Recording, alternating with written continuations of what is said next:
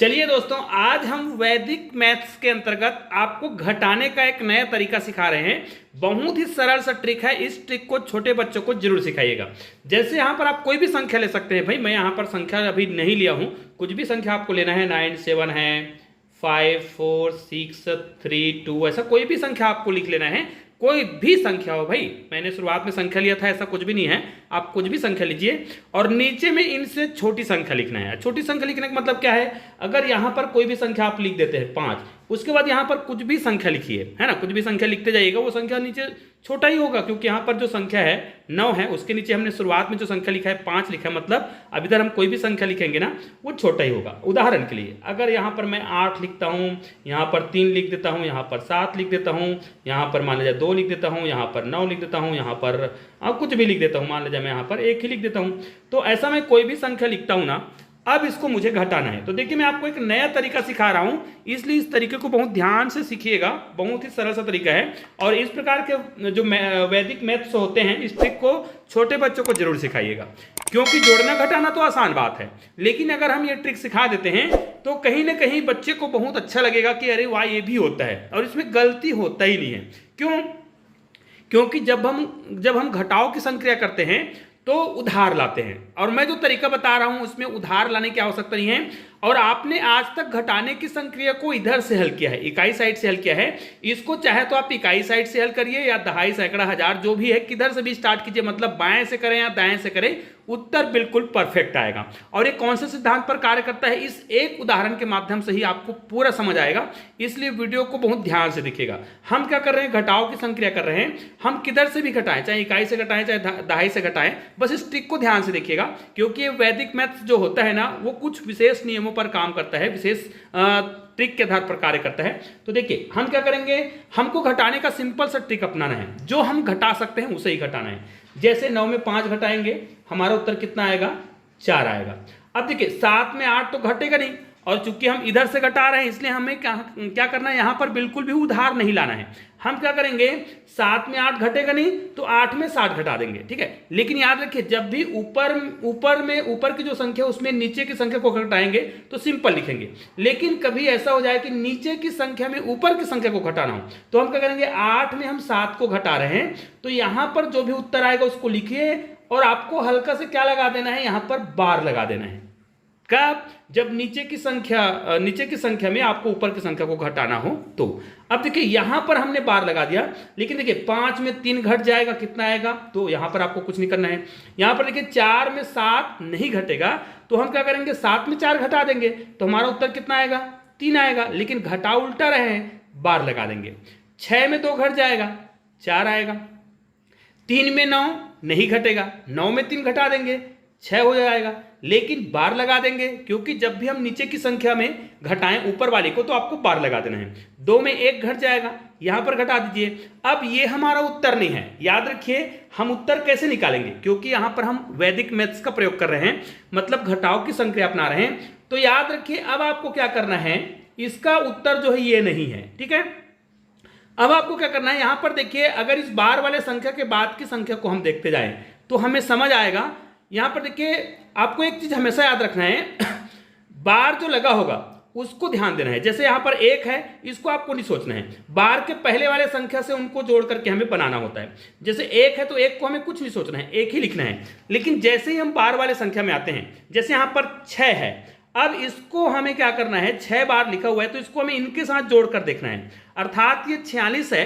अब अर्थात हम ये कहें, अगर 6 बार लिखा हुआ है अर्थात यहां पर 46 लिखा है ना, तो ये 40 से 6 अधिक है, ठीक है। अभी जो दिख रहा है वो 40 से 6 अधिक है, वास्तव में ये 40 से 6 कम होना चाहिए, क्योंकि ये बार लिखा है। अर्थात आपको करना क्या होगा, 40 में आपको 6 घटा देना है। ध्यान दीजिएगा, 40 में 6 घटाना है, तो आपका उत्तर कितना आ जाएगा, यहां पर आ जाएगा 34, ठीक है। अब आपको समझ आ गया होगा।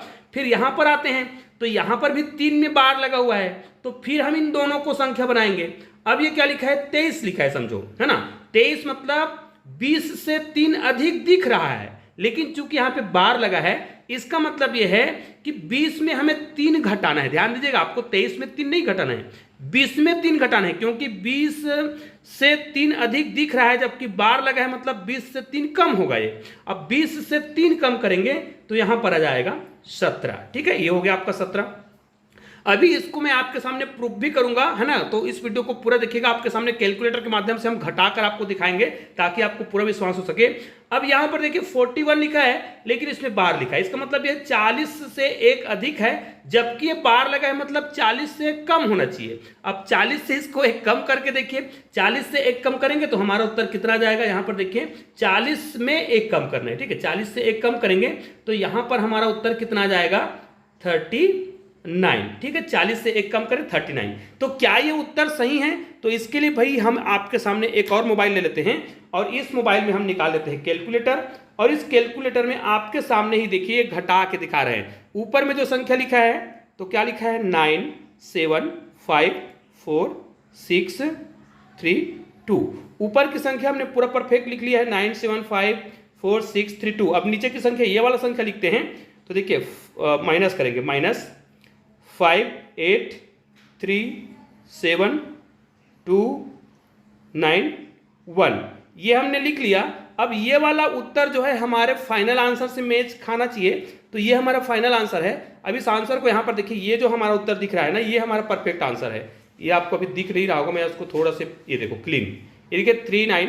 अब ये हमारा जो मेन उत्तर है, ये देखिए इसको मिला लीजिएगा, यहाँ पर जो दिख रहा है 3 9 1 7 3 4 और 1। तो ये आपका उत्तर बिल्कुल परफेक्ट आ चुका है। अब आपको समझ आ गया होगा कि हमने जो आपके सामने जो ट्रिक बताया है वो बहुत ही सिंपल सा ट्रिक है, इसके माध्यम से आप घटाव की संक्रिया को कर सकते हैं। ऐसे ही और भी कोई भी संख्या आप ले सकते हैं। चलिए मैं आपके सामने कोई और भी संख्या ले रहा हूं जिसके माध्यम से हम घटाव की संक्रिया को आपके सामने बता रहे हैं। यहाँ पर 7 ले लिए, 5 ले लिए, 4 ले लिए, 3 ले लिए, 2 लिए, यहाँ पर मान ले जाए हमने 9 ले लिया। ठीक है, यहाँ पर हम क्या करते हैं, यहाँ पर 2 ले लिए, यहाँ पर हम ले लेते हैं 7, यहाँ पर हम ले लेते हैं 2, यहाँ पर ले लेते हैं 8, यहाँ पर 1, यहाँ पर कुछ भी ले लेते हैं, चलो 9 8 ले लेते हैं। ठीक है, इसको हमें घटाना है। अब उत्तर कितना आएगा, हम किधर से भी घटा सकते हैं। यहाँ पर घटाएंगे, 7 में 2 घटाएंगे 5, लेकिन यहाँ पर तो घट नहीं रहा है तो 7 में 5 घटा देंगे। ठीक है, तो कितना आ जाएगा 2, और जैसे ही उल्टा घटाएंगे बार लगा देंगे, 4 में 2 घट जाएगा 2। अब यहाँ पर देखिए 3 में 8 नहीं घटेगा तो 8 में 3 घटा देंगे, 5 घटाएंगे 12 आ जाएगा। ठीक है, 2 में 1 घटाएंगे 1 घट जाएगा, 9 में 8 घटाएंगे तो यहाँ पर भी 1 हो जाएगा। अब ये हमारा फाइनल आंसर नहीं है। फाइनल आंसर कब आएगा, यहाँ पर देखिए इसको तो हम 1 ही लिखेंगे, इसको भी 1 लिखेंगे। अब इनको 2 अंक समझना है, और ये 25 लिखा है और 25 में बार है, इसका मतलब क्या है, 25 मतलब 25 के 5वें बार है, मतलब ये 20 से 5 अधिक दिख रहा है, वो वास्तव में 5 बार लिखा है, मतलब ये क्या है 20 से 5 कम है। ठीक है, तो 20 से 5 कम करेंगे तो कितना हो जाएगा 15, मतलब 20 में 5 माइनस करेंगे।